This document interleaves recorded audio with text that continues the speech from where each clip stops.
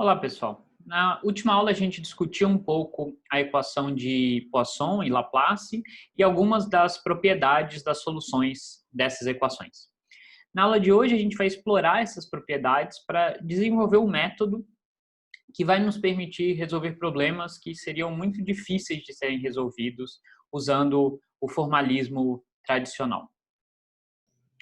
Então, só para a gente relembrar, né, a gente viu que as equações da eletrostática, que são aquelas duas equações de Maxwell, né, divergente de E igual a ρ sobre ε0 e rotacional de E igual a zero, podem ser reescritas de uma forma mais simples, que é a equação de Poisson, certo? Para o potencial elétrico. E aí, obviamente, se a gente conhece o potencial elétrico, a gente consegue encontrar o campo elétrico, que vai ser menos o gradiente do potencial. O importante é que, para a gente resolver essa equação, a gente precisa também impor condições de contorno sobre esse meu potencial. Tá? Então, só um exemplo aqui. Tá? Vamos supor que a gente tem uma densidade super simples, tá? Que é alguma constante que cresce com x. Certo? É só um exemplo ilustrativo. Então, a nossa equação de Poisson, nesse caso, eu vou escrever em coordenadas cartesianas, porque a minha densidade está dada em termos de coordenadas cartesianas, e, portanto, eu vou ter essa equação aqui. Né?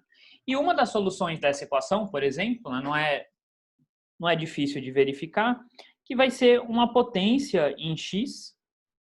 Então, pode ser, por exemplo, um menos ρ0 sobre 6ε0 x ao cubo. Né? Então, se eu derivar essa função duas vezes com relação a x, eu vou ter exatamente o lado direito dessa equação aqui.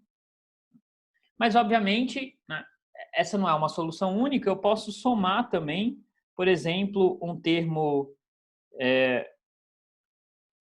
proporcional a x, que a segunda derivada vai ser zero. Poderia adicionar uma outra constante.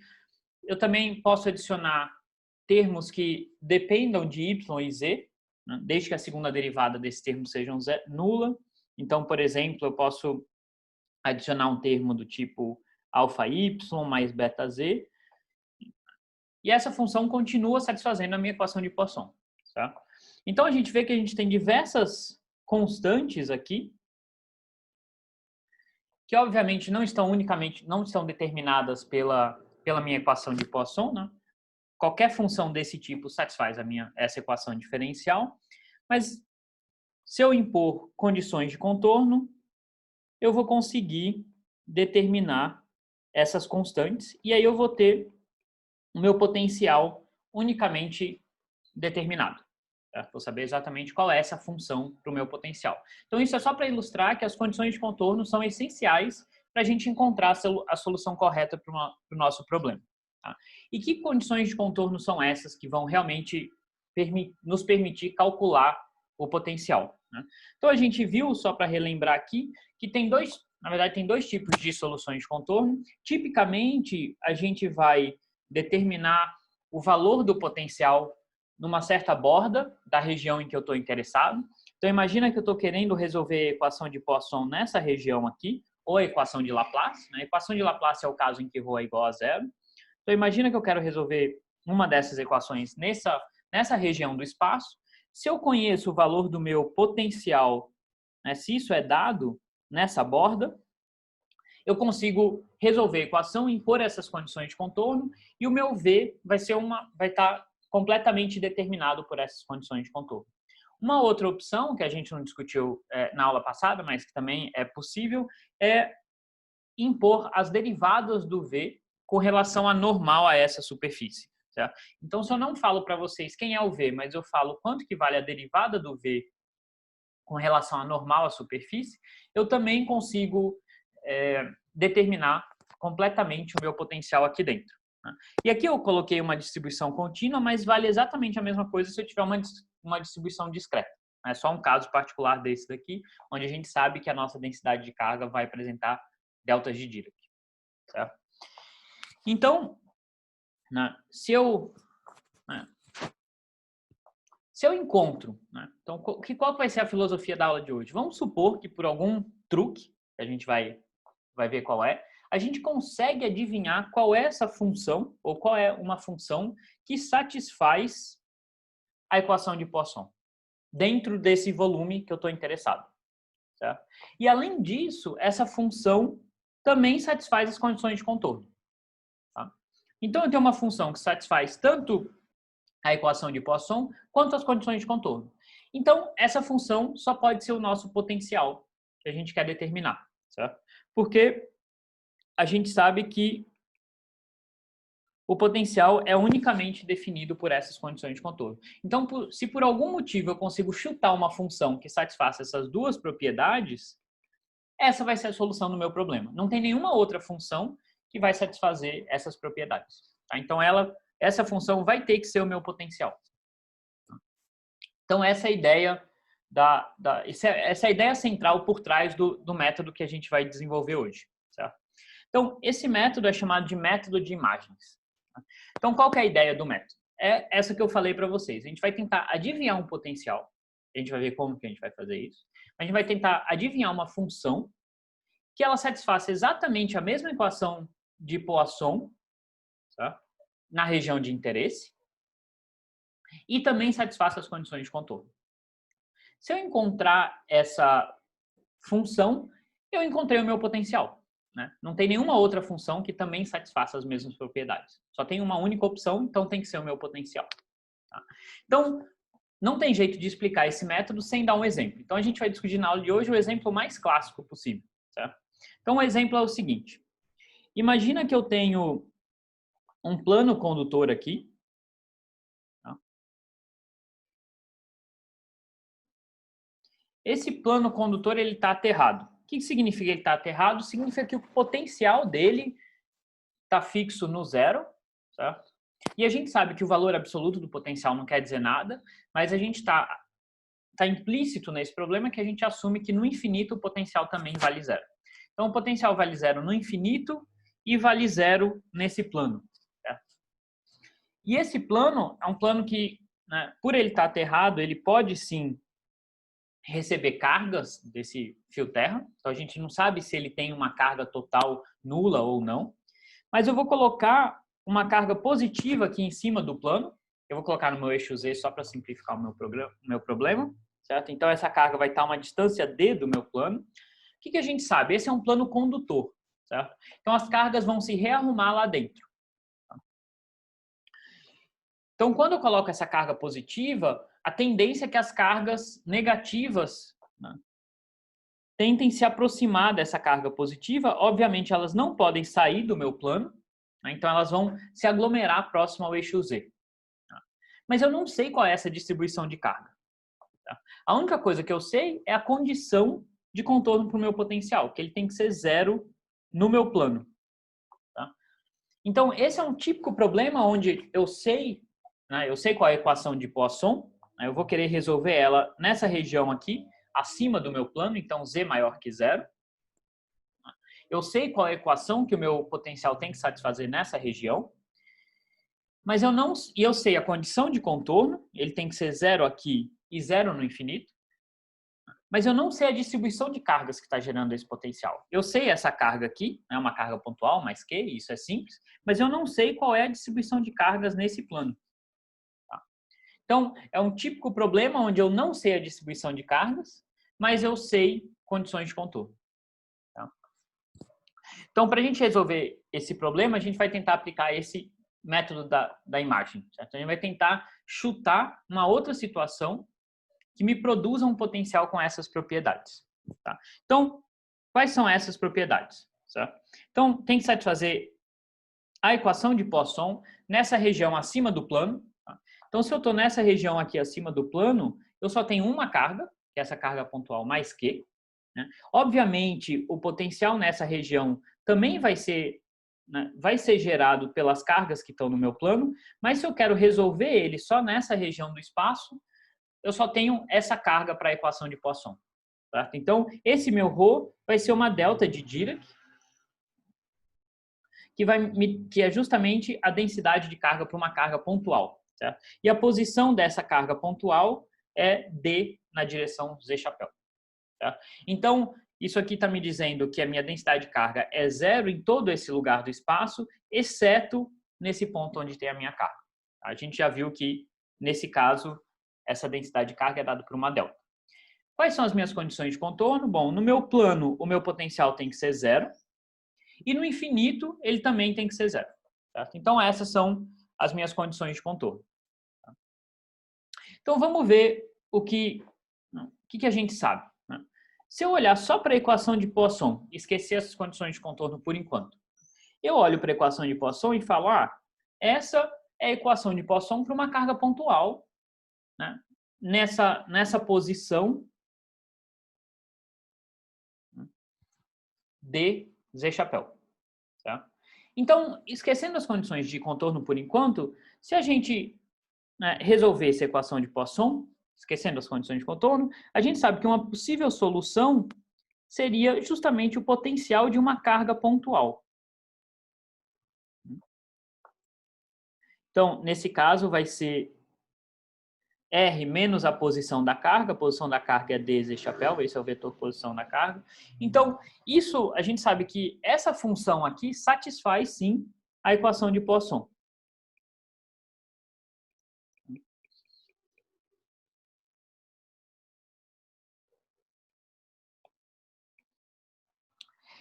Além disso, a gente sabe que essa solução, se eu for para o Z indo para infinito, ela é zero também. Né? Então, esse R aqui vai para infinito, esse potencial vai caindo, caindo, caindo e vai para zero também.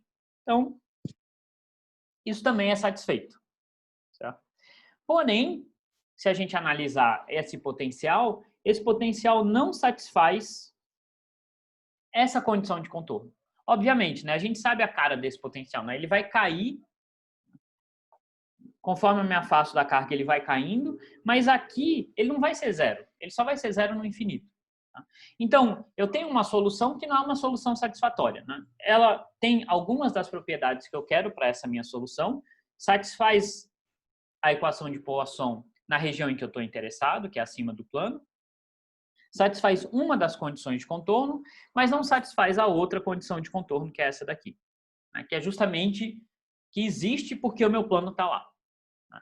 Então, vamos considerar um outro sistema completamente diferente, não totalmente diferente, mas diferente desse daqui, e vamos ver se ele nos ajuda a encontrar essa função aqui. Né?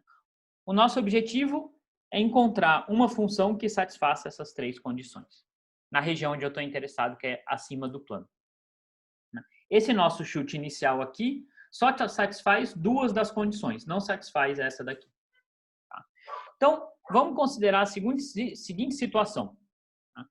Vamos supor que eu tenha agora duas cargas pontuais, uma a uma distância D do meu plano XY. Então, nessa situação, eu não tenho plano condutor aterrado, eu não tenho nada disso. Eu só tenho duas cargas pontuais. Tá? Então, eu tenho aquela minha carga original, que está a uma distância D do plano XY, e eu coloco uma outra carga, que eu estou chamando de Q', que também está a uma distância D do plano XY, mas está abaixo do plano. Tá? Vamos olhar para esse potencial e ver quais são as propriedades dele. Bom, então esse potencial é o potencial de duas cargas pontuais. Eu posso usar o princípio de superposição para escrever ele dessa maneira. A posição da carga que está acima do plano é dz chapéu, então esse R de Q vai ser dz chapéu. A carga que está abaixo do plano, o vetor posição dela vai ser menos d, z chapéu, então isso aqui vai ser mais d, z chapéu, né? Porque eu tenho um menos aqui e um menos do vetor posição. Então, quais são as propriedades dessa função? Tá?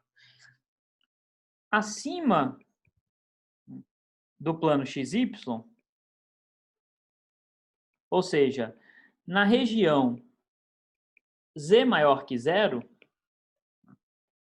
eu sei que o laplaciano dessa função vai ser justamente menos Q sobre epsilon zero delta de R menos dz chapéu.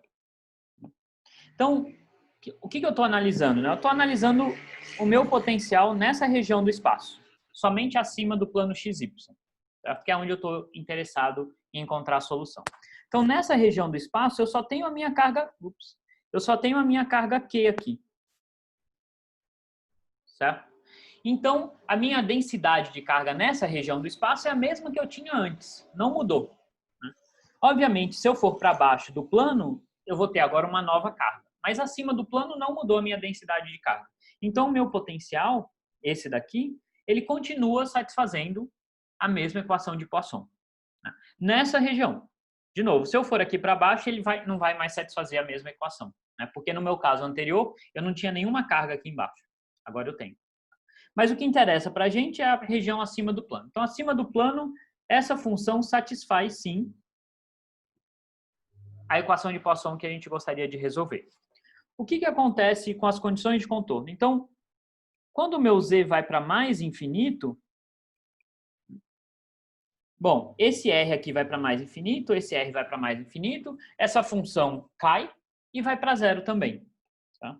Então, essa função também satisfaz uma das equações de contorno. Mas até aí tudo bem, porque a gente viu que só esse termo aqui já era suficiente para satisfazer essas duas condições de contorno. Mas vamos investigar o que acontece com a terceira condição de contorno. Então, a terceira condição de contorno é que o meu potencial tinha que ser zero no plano XY, que é onde estava o meu plano condutor na situação anterior. Então, o que acontece na região z igual a zero? Certo? Então, vamos olhar aqui para o nosso potencial. Quando o meu z é igual a zero, esse vetor r aqui só vai ter componente x e y. Certo? Então, esse primeiro termo aqui vai ser x² mais y². Eu teria um z menos d, mas o z é zero, então eu vou ter menos d ao quadrado. O segundo termo vai ser x² mais y² mais d ao quadrado. Tá? Então, se eu olhar para essa função aqui, eu vejo que esses dois termos são idênticos e, portanto, eu conseguiria fazer com que essa função seja nula em z igual a zero se eu escolher q' igual a menos q. Aí esse termo vai cancelar exatamente esse para qualquer valor de x, y, desde que o z seja zero, e eu consigo satisfazer a terceira condição de contorno. O que isso quer dizer? Quer dizer que se eu considerar essa minha função aqui, que eu construí ela pensando em uma situação completamente diferente, eu pensei numa situação de duas cargas pontuais, mas não interessa como eu cheguei na função. Tá? O que interessa é que na região onde eu estou interessado, que é acima do meu plano XY, ela satisfaz todas as condições que tem que satisfazer. Certo? Ela satisfaz a equação de Poisson correta e ela satisfaz as duas condições de contorno. Tá? Então, essa é a solução que eu estava buscando no caso do plano condutor. Tá? Na região, obviamente, z maior que zero. Então, eu encontrei uma função que tem todas as propriedades que eu queria, então essa é a nossa solução. Tá? O que isso me diz, então? Me diz que se eu quiser calcular o potencial nessa região aqui, eu posso usar um truque, que é pensar numa situação diferente, onde eu tenho duas cargas pontuais, e essa situação vai me gerar um potencial com todas as propriedades corretas nessa região aqui, que é onde eu estou interessado. Abaixo do plano, não. Essa solução não está correta abaixo do plano, mas acima do plano ela tem todas as propriedades que eu quero que ela tenha. Tá? Então a gente resolveu esse problema sem ter que fazer integral nenhuma, sem ter que descobrir qual era a densidade de cargas aqui. A gente conseguiu resolver esse problema e a solução é extremamente simples, né? É um potencial de duas cargas pontuais. Apesar de eu ter um plano, né, com uma carga induzida aqui, que a gente ainda vai ver exatamente qual é, mas que pode ter uma distribuição qualquer, eu consigo encontrar uma solução super simples para esse problema. Tá? Então, vamos analisar um pouco as propriedades dessa solução. Então, primeiro, o campo elétrico. Qual é a cara do campo elétrico dessa solução? Né? Então, bom, o campo elétrico eu vou calcular como menos o gradiente de V. Então, a gente sabe, vai ser o campo elétrico de duas cargas pontuais, porque esse V a gente construiu usando duas cargas pontuais. Tá? Então, ele é dado por essa expressão aqui. Se eu estiver bem próximo do meu plano, eu posso simplificar essa expressão um pouquinho. Tá? Então, vai dar... Então, eu estou pensando que eu estou com um z bem pequenininho, aproximadamente zero. Tá? Então, se eu calcular isso daqui sobre essa aproximação, eu vou ter aqui em cima x chapéu mais y chapéu menos dz chapéu. Esse é o termo de cima. Embaixo eu tenho x quadrado mais y quadrado mais d quadrado, na verdade elevado a 3 meios. E no segundo termo eu vou ter algo muito parecido, né? x chapéu mais y chapéu mais d z chapéu, dividido pelo mesmo termo, né? X quadrado mais y quadrado mais d quadrado elevado a 3 meios. Então, eu posso simplificar bastante essa expressão aqui, porque esse x chapéu vai cancelar com esse y cancela com esse, e eu vou ficar, então, com menos 2d dividido pelo denominador que é comum, x quadrado mais y quadrado mais d quadrado elevado a 3 meios, na direção z chapéu. Então, o que significa? Se eu estiver bem próximo do meu campo, bem próximo do meu plano, eu tenho um campo elétrico que aponta na direção z. Na verdade, como eu tenho um sinal de menos, vai estar na direção menos z, então ele está apontando aqui para baixo. Tá? E qual é a cara desse campo? Bom, eu sei que ele vai ser máximo quando x e y forem zero. Então, se eu estiver exatamente embaixo da carga, é onde o meu campo vai ser mais intenso. E conforme eu for me afastando, esse campo vai ficando cada vez mais fraco. Tá? Então, eu tenho um campo bem intenso perto da carga e conforme eu me afasto, ele fica mais fraco. Tá? Então, a cara desse campo em todo o espaço, né, em todo o espaço não, mas na região acima do plano, que é onde a minha solução é válida, é essa daqui. Tá? Então, esse é o campo elétrico. Notem, ele não é o campo elétrico só da carga pontual. Ele é o campo elétrico total da carga pontual mais o campo gerado pelo meu plano. Tá? Então, esse campo elétrico ele tem linhas de campo que vêm e quando chegam perto do plano ficam ortogonais ao plano. Como deveriam ser, né? Porque a gente sabe que num condutor o campo elétrico é sempre perpendicular, ele nunca tem uma componente tangencial. Certo? Como é que a gente obteve essa solução? A gente obteve essa solução considerando uma outra situação física, onde eu tinha uma carga negativa aqui embaixo, né? E a gente sabe que, nesse caso, o meu campo elétrico tem essas linhas aqui. Tá? Para o plano condutor, a solução que eu encontrei, de novo, só é válida aqui em cima. Né? Daqui a pouco a gente vai ver como é embaixo do plano. Mas aqui em cima é idêntica ao caso de duas cargas pontuais com cargas opostas. Tá? Então, algumas observações que eu já mencionei, mas só para eu ressaltar. Né? Isso a gente tem que sempre manter em mente. Né? Como é que foi possível a gente obter essa solução? A gente obteve essa solução, mas ela é válida só em uma região do espaço. Né? Obviamente, a situação plano condutor carga positiva é diferente de simplesmente duas cargas pontuais. Tá? Mas nessa região do espaço, o campo elétrico é idêntico. Tá? Então, a solução que eu encontrei só é válida nessa região do espaço para z maior que zero. O que acontece na região menor que zero? Né? Na região abaixo do plano. Bom, na região abaixo do plano, eu sei que a solução que eu encontrei para o meu potencial é a solução de duas cargas pontuais. Então, abaixo do plano, o meu potencial, ele vai, né, o laplaciano dele, né, ou seja, a equação de Poisson para ele, vai satisfazer uma equação diferente, porque eu vou ter essa carga aqui. No caso do plano condutor, eu não tenho carga nenhuma nessa região do espaço. Então, a solução que eu encontrei na região embaixo do plano, na verdade, satisfaz essa equação de Poisson aqui, não é realmente sinal demais, tá? Que não é a equação de Poisson para a situação plano mais carga. Né? Para a situação plano mais carga, embaixo do plano não tem carga nenhuma. Então, isso aqui, o lado direito, deveria ser zero. Mas a solução que eu encontrei, a gente sabe que não satisfaz isso. Então, não é uma boa solução abaixo do plano, só é uma boa solução acima do plano. Né? Nessa região, satisfaz sim a equação de Poisson correta e satisfaz todas as condições de contorno. Tá? Mas o que acontece, então, abaixo do plano? Na situação real. Tá? Então, abaixo do plano, o que eu tenho na verdade, a equação de Laplace, certo? Porque eu não tenho carga nenhuma embaixo do plano. Então, de fato, a gente está considerando essa situação aqui, mas agora eu estou olhando para a região embaixo do plano. Então, embaixo do plano, eu tenho a equação de Laplace, não tenho carga nenhuma, e eu tenho as seguintes condições de contorno. Bom, em z igual a zero, o meu potencial tem que ser zero, porque o meu plano está aterrado, é a mesma condição anterior. E, além disso, quando o z for para menos infinito, ou seja, quando eu me distanciar bastante do meu plano, esse potencial vai ter que ser nulo também. Tá? Então, eu tenho que resolver essa equação de Laplace com essas condições de contorno. Né? Então, só para a gente visualizar aqui, né? Se eu tivesse o meu eixo z,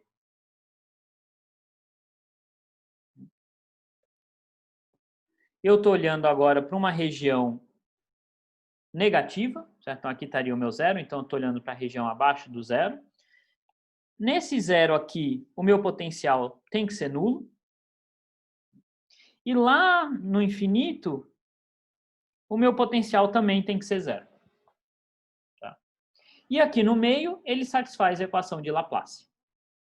E aqui a gente explora aquela propriedade da equação de Laplace, que qualquer solução dessa equação não pode apresentar máximos e mínimos nessa região, na região onde você está resolvendo a equação. Os máximos e mínimos têm que estar na borda. Né? Ou seja, eu não posso ter uma solução que aumenta aqui e depois, né, que começa no zero, no v igual a zero, aumenta e depois volta para o v igual a zero. Nem posso ter uma solução que começa em zero, vai para algum valor negativo e volta para o zero, porque eu teria um máximo ou um mínimo. A única solução possível, então, é um v igual a zero em toda essa região do espaço. Tá? Então, como a solução da equação de Laplace não apresenta máximos e mínimos, e nos extremos eu tenho que ter o mesmo valor da minha função, ela tem que sair do zero e chegar no zero, a única maneira dela fazer isso é se ela for constante nessa região do espaço. Tá? Então, isso me diz que para z menor que zero, o meu potencial é nulo. Tá? Então, toda região abaixo do plano, o meu potencial é sempre zero. E, portanto, o meu campo elétrico também é sempre zero. Tá? Então, essa é a solução correta abaixo do plano. Então, em cima do plano é como se fossem um potencial de duas cargas opostas. Né? Abaixo do plano é zero, o meu campo elétrico e o meu potencial. Tá? Então, agora a gente conseguiu determinar qual é esse potencial elétrico em todo o espaço. Tem uma outra pergunta interessante, a gente sabe que quando eu coloco essa carga pontual em cima do meu plano, as cargas do meu plano vão querer se aproximar dela, as cargas negativas vão querer se aproximar do eixo Z. Então, como é que vai ser essa distribuição de cargas? Se eu soubesse essa distribuição de cargas desde o começo, eu poderia tentar resolver o problema fazendo aquela integral da densidade superficial sobre a área do plano. Eu poderia calcular o meu potencial assim. Mas a gente não sabia isso no começo do problema. A gente só sabia que o plano estava mantido a um potencial constante igual a zero. Então, como é que a gente pode determinar essa carga induzida no plano? Eu posso lembrar das condições de contorno para o meu campo elétrico. Eu lembro que o meu campo elétrico imediatamente acima menos o campo elétrico imediatamente abaixo é justamente igual à densidade de carga sobre ε0. Então, se eu considerar um pontozinho aqui no meu plano, eu olho para o meu campo logo acima, para o meu campo logo abaixo, essa diferença vai ser a densidade de carga nesse ponto. Se eu for para um outro ponto aqui, eu olho o meu campo logo acima, menos o meu campo logo abaixo, a diferença vai ser a densidade de carga nesse ponto. Então, ponto a ponto no plano, eu posso fazer essa diferença e determinar qual é a densidade de carga. Esse problema é simples porque embaixo o campo é sempre nulo. Então, na verdade, eu só preciso considerar o plano, o campo elétrico exatamente imediatamente acima do meu plano, que a gente já calculou. Tá? Então, aqui a gente já calculou quanto que vale o campo elétrico imediatamente acima. Tá? Então, se eu usar aquele resultado, eu vou ter que a minha densidade de carga vai ser, então, ε0 vezes o campo imediatamente acima. Na verdade, né, aqui não faz diferença, porque o campo é ortogonal, mas num caso geral, a densidade de carga é igual à componente normal do campo, a superfície, né? Nesse caso, o meu campo é ele aponta na direção normal da superfície, na verdade, menos normal, né? Então, esse aqui vai ser o próprio campo elétrico logo acima da superfície, que a gente já calculou. A gente viu que isso aqui era 2D, né? Então, vamos olhar para a resposta que a gente tinha encontrado. É justamente essa resposta aqui. Então, deixa eu só corrigir, né? O que eu quero aqui é a componente normal, não é o vetor, né? A componente normal. A componente normal, nesse caso, é a componente Z do meu campo elétrico, logo acima da superfície. E a gente calculou essa componente Z imediatamente acima da superfície e a gente viu que era dada por isso daqui, por essa expressão. Então, se eu multiplicar isso por ε0, eu vou ter a minha densidade de carga. Tá? Então, a minha densidade de carga tem essa cara aqui. Tá? O 2, eu tinha um 2D aqui que eu cancelei com esse 4, esse ε0 cancela com esse ε0, é dada por isso daqui. Tá? Então, como é que as cargas no plano se organizam? Né? Bem próximo do eixo Z, ou aqui no eixo Z, então eu estou olhando aqui o meu plano de cima, certo? A minha carga azul, minha carga positiva, estaria aqui em cima, né? Estaria para cima desse ponto aqui, certo? Então, todas as cargas no meu plano condutor, elas vão tentar se aglomerar aqui próximo do eixo Z, certo? Então, a maior densidade de cargas vai ser aqui, e aí conforme eu vou me afastando desse eixo, a densidade de carga vai diminuindo. Quando eu estiver bem longe do eixo, a densidade de carga vai ser 0. E se eu calcular qual que é a carga total do plano, que eu posso calcular isso como a integral de sigma sobre toda a superfície do plano, dá para fazer essa conta, não é difícil, vai dar justamente menos Q. Então, a carga total do plano, total induzida no plano, vai ser menos Q. Então, o plano vai estar sim carregado, com uma carga não nula, menos Q, mas essa carga não vai ter uma distribuição uniforme no plano. Ela vai se aglomerar perto do eixo Z e depois ela vai reduzindo conforme a gente se afasta do eixo Z. Tá bom? Então, a gente viu como o método de imagens nos permite solucionar certos problemas que, de outras maneiras, seriam muito, muito difíceis de serem resolvidos.